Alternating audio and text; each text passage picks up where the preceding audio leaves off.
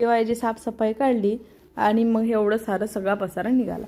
पसारा म्हणजे काय की कपडे जे की यांना अजिबात घालायचे नव्हते, जे काही खूप जुनेही होते आणि यांना घालायचे नव्हते. म्हणून म्हटलं मग आता हे कपड्यांचं टाकून देण्यापेक्षा कुठल्या तरी गरजू व्यक्तीला दिले तर ते सुद्धा घालेल आणि आपल्याला तेवढंच समाधान. म्हणून मग आम्ही रेल्वे स्टेशनच्या बाहेर बसणाऱ्या त्या लोकांना देऊन टाकलं आणि त्या माणसाला आधी विचारलं की बाबा तू घालशील का, तर तो म्हटलं मी घालेल, द्या तुम्ही. तर मग नंतर त्याला दिलं.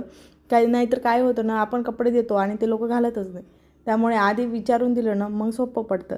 त्यानंतर नाही ते एक ड्रायफ्रूट्सचं शॉप ओपन झालं होतं, तिथे आलो आम्ही.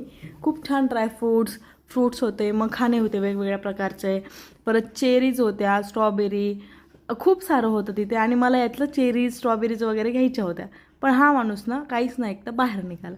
सो तुमच्यासोबतही असं होतं का मला कमेंट बॉक्समध्ये नक्की सांगा. त्यानंतर ना आम्ही ना बदाम शेक पिला. चला, आजचा व्लॉग कसा वाटला, तुम्हाला आवडला असेल तर लाईक शेअर आणि सबस्क्राईब करा.